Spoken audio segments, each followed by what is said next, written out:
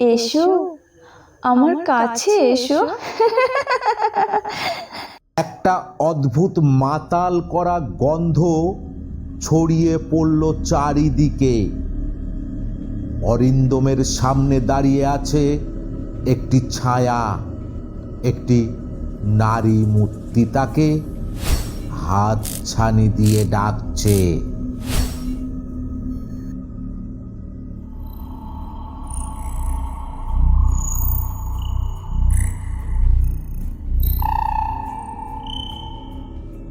নমস্কার আমাদের শ্রোতা বন্ধুরা, আশা করি সকলে ভালো ও সুস্থ আছেন। আমি প্রকাশ। প্রতি শনিবারের মতো স্টোরি ইন 003 চ্যানেলে আজ শুনবেন আরও এক ভয়ের গল্প।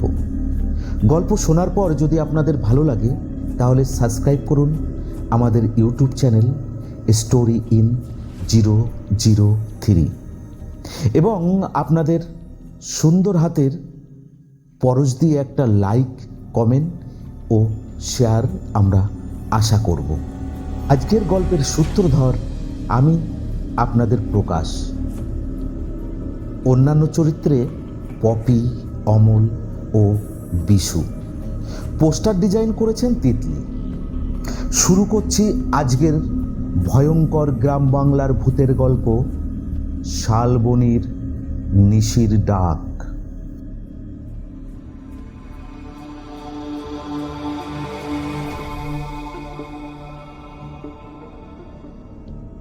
বিকালের দিকে হঠাৎ এক দমকা কালবৈশাখী ঝড় এসে পুরো শালবনি গ্রামটাকে তছনছ করে দিয়ে গেল।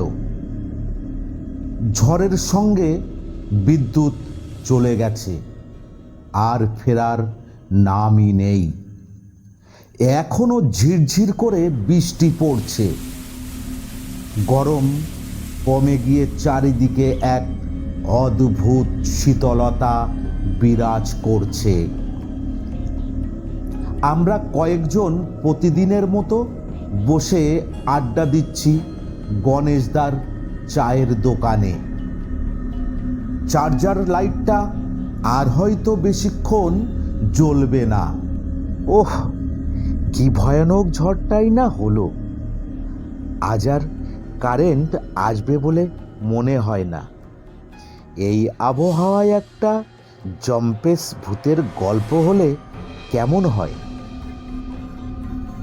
সবাই একসঙ্গে তাকালো অনিরুদ্ধদার দিকে। কি বলো অনিরুদ্ধদা, একটা গল্প হবে নাকি? আজ তাহলে তোমাদের অন্যরকম একটা গল্প শোনাই। আমাদের গ্রামের গল্প, শালবনি গ্রামের।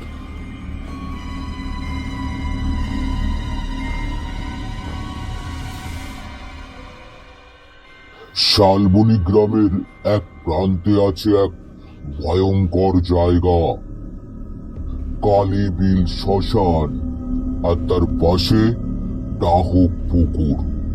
এই পুকুরের নাম কেউ সহজে মুখে আনে না, কারণ ওটা নাকি মানুষ খেগো পুকুর।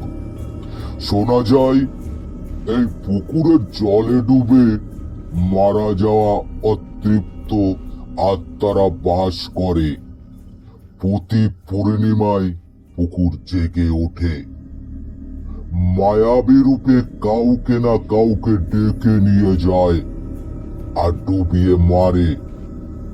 আজ সেই পুকুরের একটা ঘটনা বলছি।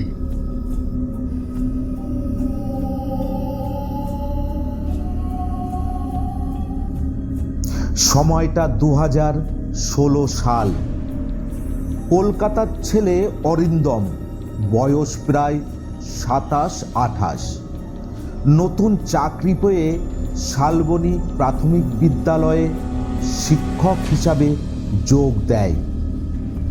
সঙ্গে কয়েকদিনের জন্য নিয়ে আসে তার ছোট ভাই সৌম্যকে। গ্রামে বাড়ি ভাড়া পাওয়া সহজ নয়।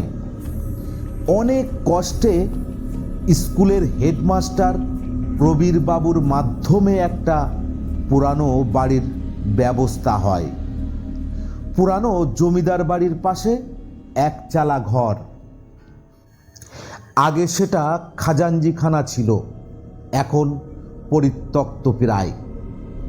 সেই বাড়ির পাশেই একটা টিনের ঘরে থাকে বৃদ্ধ পরিচারক নিতাই কাকা। তিনি জমিদারদের পুরানো ভিটে দেখাশুনো করেন। প্রথম দিন নিতাই কাকা এসে বললেন, হ্যাঁ বাবু, ঘরদোর সব পরিষ্কার করে দিয়েছি। খাবার আমি একটু পরেই দিয়ে যাচ্ছি, আপনারা একটু বিশ্রাম করে নেন। হ্যাঁ, সে তো খুব ভালো কথা কাকা। কিন্তু যাওয়ার আগে নিতাই কাকা হঠাৎ দাঁড়িয়ে একটু ভয় ধরা গলায় বললেন, একটা কথা বলি বাবুরা, সন্ধ্যার পর কেউ বাইরে বেরোবেন না, এখানে নিশি ডাকে। কি বললেন কাকা? নিশি এখনো এসব বিশ্বাস করেন? এই স্মার্ট ডিজিটাল যুগে এসব শুনলে লোক হাসবে। নিতাই কাকা গম্ভীর হয়ে বললেন, সে আপনারা যাই বলেন না কেন বাবু, আমি নিজের চোখে দেখেছি।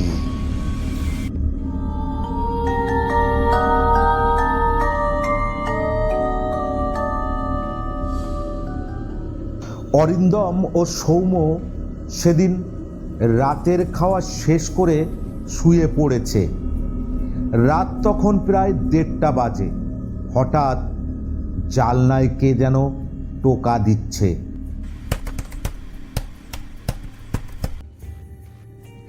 অরিন্দমের ঘুম ভেঙে গেল। সৌম্য তখনও গভীর ঘুমে। আবার সেই শব্দ। এবার শব্দটা আরো জোরে। অরিন্দমের মনে একটা প্রশ্ন ঘুরপাক খেতে লাগলো, এত রাতে কে হতে পারে? প্রচণ্ড কৌতূহলে সে দরজা খুলে বাইরে বেরিয়ে এলো। চারিদিকে একেবারে নিস্তব্ধ।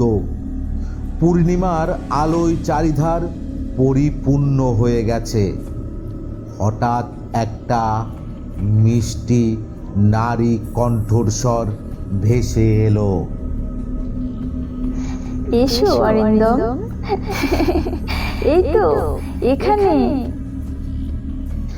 একটা অদ্ভুত মাতাল করা গন্ধ ছড়িয়ে পড়ল চারিদিকে।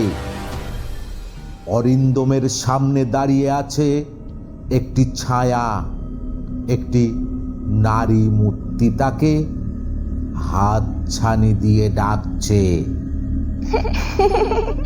কি হলো? এসো এসো বলছি। অরিন্দম যেন কোনো এক অজানা আকর্ষণে তার পেছনে হাঁটতে শুরু করলো, যেন তাকে কেউ জাদু করেছে।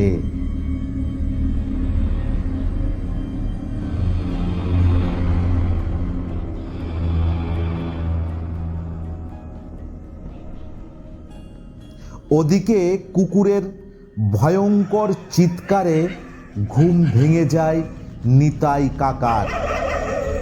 তার মনে একটু খটকা লাগে। সে দৌড়ে চলে আসে অরিন্দমদের ঘরের সামনে। দেখে ঘরের দরজা হাট খোলা। আরও একটা জিনিস দেখে তিনি ভয়ে আটকে ওঠেন। অরিন্দম বিছানায় নেই, শুধু সৌম্য ঘুমিয়ে আছে। নিতাই কাকা সৌম্যকে ঝাঁকিয়ে ঘুম থেকে তুলে বলেন, ওঠো, তাড়াতাড়ি ওঠো, সর্বনাশ হয়েছে, নিশি নিয়ে গেছে তোমার দাদাকে।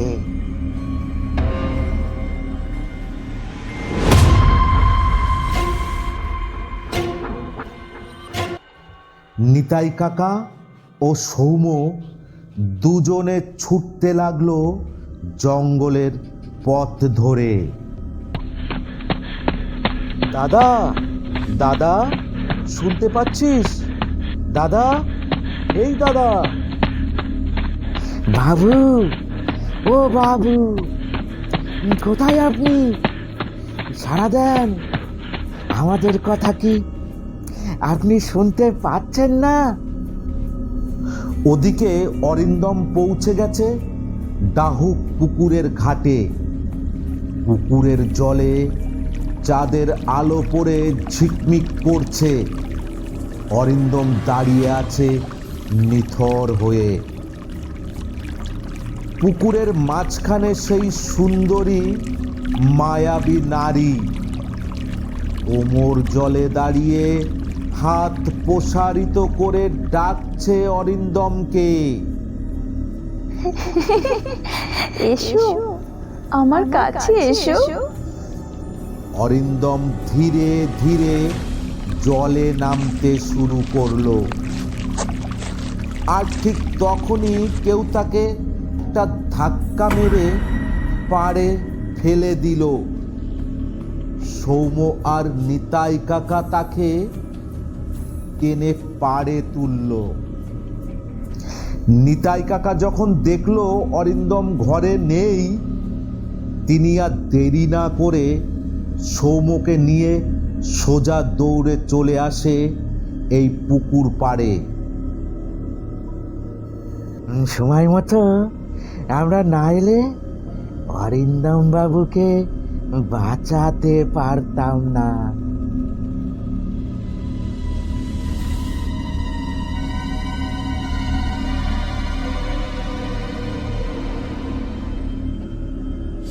পরদিন সকালে অরিন্দম কিছুটা সুস্থ হলে সৌম নিতাই কাকাকে জিজ্ঞেস করলো, কাকা, আমার কথা আমি ফিরিয়ে নিচ্ছি। আজ আমি দাদাকে দিয়ে বুঝেছি অনেক কিছুই আছে যেগুলো আমরা বুঝতেও পারি না। আপনি পুকুরের ইতিহাসটা কি আমাদের যদি একটু বলেন। নিতাই কাকা একটু চুপ করে থেকে বলতে শুরু করলো, প্রায় 60 বছর আগের কথা। এই গ্রামের জমিদার ছিল হরনাথ চৌধুরী। তার মৃত্যুর পর দায়িত্ব পায় তার ছেলে দেবকান্ত চৌধুরী। সে ছিল নিষ্ঠুর, অত্যাচারী, চরিত্রহীন।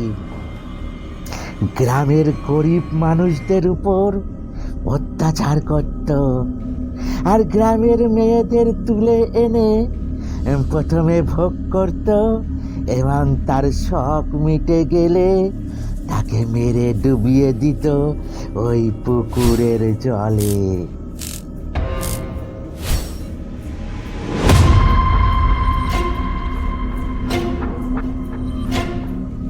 কয়েক বছর এইভাবে গ্রামবাসীর উপর অত্যাচার চালাতে থাকে দেবকান্ত। কিন্তু কথায় আছে না, পাপের 16 কলা পূর্ণ করে ফেলেছিল ওই জমিদার। এমনই এক পূর্ণিমার রাতে দেবকান্ত শুনতে পান কে যেন তাকে ডাকছে। দেবকান্ত, প্রিয়তম আমার, এসো, আমার কাছে এসো। দেখো না, তোমার জন্য ফুলের বাসর সাজিয়ে তোমার অপেক্ষায় প্রহর গুনছি। মদের নেশায় দেবকান্ত তখন চুর। টলতে টলতে সে এগিয়ে যায়। সে দেখতে পায় এক অপরূপা সুন্দরী তাকে ডাকছে। সে এগিয়ে যায়। যেতে যেতে দেবকান্ত পৌঁছায় সেই পুকুরের পাড়ে। ওই সুন্দরী রমণী তখনও তাকে হাতের ইশারা করে ডাকতে থাকে। পরদিন সকালে দেবকান্তর মৃতদেহ পুকুরের জলে ভেসে ওঠে। এরপর থেকে প্রতি পূর্ণিমার রাতে জমিদার বাড়ির পুরুষেরা ওই ডাক শুনতে পায় এবং এইভাবে একে একে অনেকে মারা যায়। শেষে যারা বেঁচে ছিল তারা গ্রাম ছেড়ে শহরে পালিয়ে যায়। নিতাই কাকা বলতে থাকেন, আজই পুকুর প্রতিশোধ নিচ্ছে সেই নির্যাতিতা মেয়েদের হয়ে। এই কথা বলে নিতাই কাকা সেখান থেকে চলে গেলেন। অরিন্দম ও সৌম চুপ করে বসে রইল। অরিন্দমের মনে হচ্ছিল পুকুরটা এখনো যেন তাকে ডাকছে। এসো অরিন্দম, এই তো এখানে।